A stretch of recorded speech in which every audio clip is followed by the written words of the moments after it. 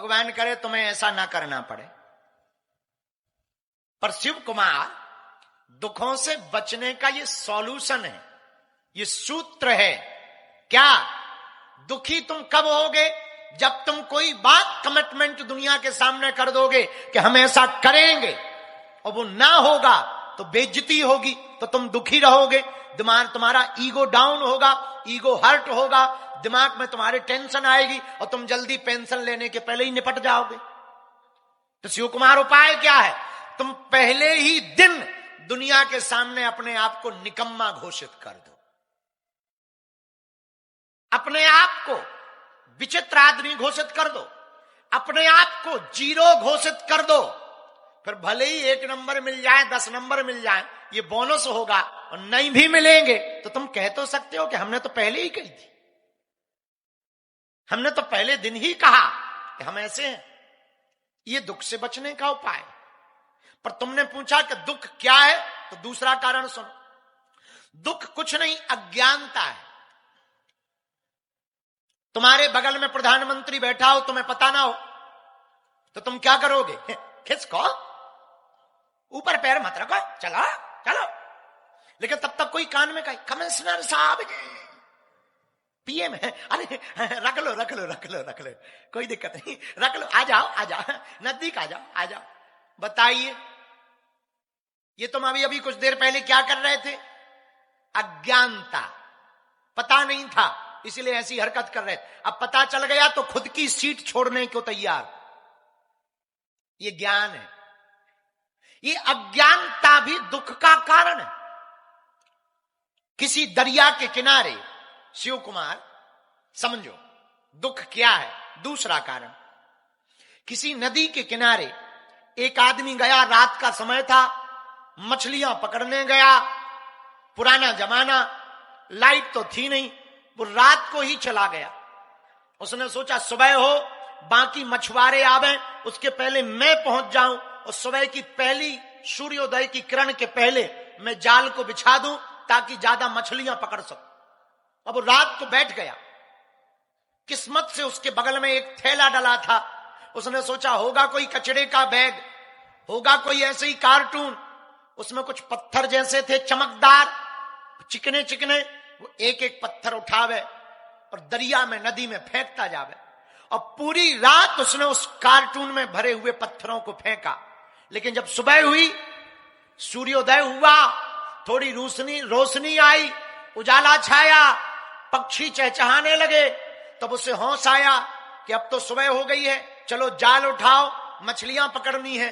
लेकिन जैसे ही कार्टून जिस थैले में रात भर पत्थर समझ करके वो पानी में फेंकता रहा, हाथ में बचा हुआ एक पत्थर उसने गौर से देखा तो वो कोई पत्थर नहीं था, हीरो का थैला था, डायमंड का थैला था।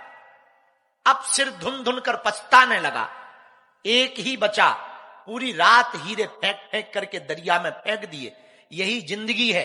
अगर तुम अज्ञानी रहोगे तो जिंदगी के प्रत्येक हीरे के पल को, सद्गुरु को तुम इस तरफ उस तरफ फेंकते जाओगे, तुम्हारे हाथ में कुछ नहीं लगेगा और तुम्हें दुख हो जाएगा। ये अज्ञानता दूसरा कारण है दुख का। अब तुमने पूछा है कि इसका उपाय क्या है? इसका उपाय भी है इस दुख से बचने का। जो ज्ञानी है उसकी शरण पकड़ लो। वो ज्ञानी कौन है? जय हनुमान ज्ञान गुण सागर, जय कपीस तिहु लोक उजागर। आपने पूछा कि इस अज्ञानता से, दुख से बचने का उपाय क्या? ज्ञानी की शरण पकड़ो। और याद रखना, ज्ञानी वो नहीं है जो बड़ी बड़ी बड़ी बड़ी बातें बोल रहा है। अंग्रेजी बोले, उर्दू भी बोले, पारसी भी बोले, तमिल भी बोले, मलयालम भी बोले, गुजराती भी बोले, और जर्मनी भी बोले, फ्रेंच भी बोले, वो ज्ञानी नहीं है। ज्ञानी कौन?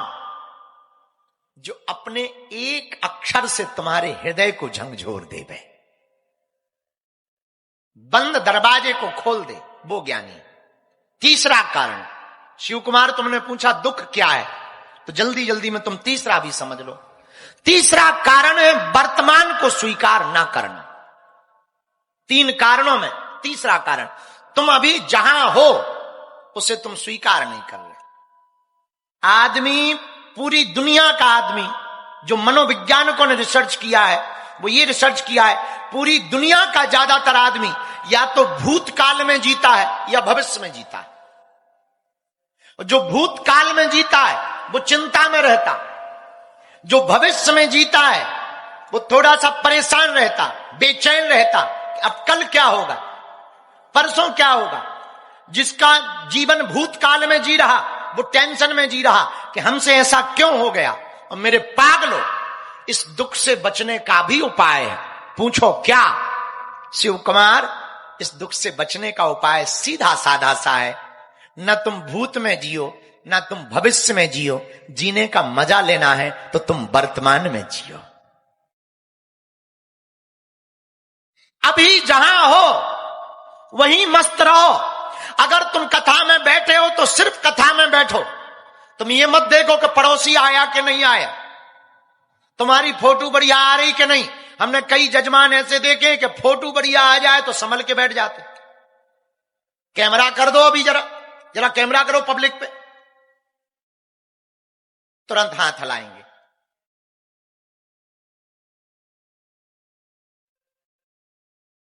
संभल के बैठेंगे, फोटो बढ़िया आए।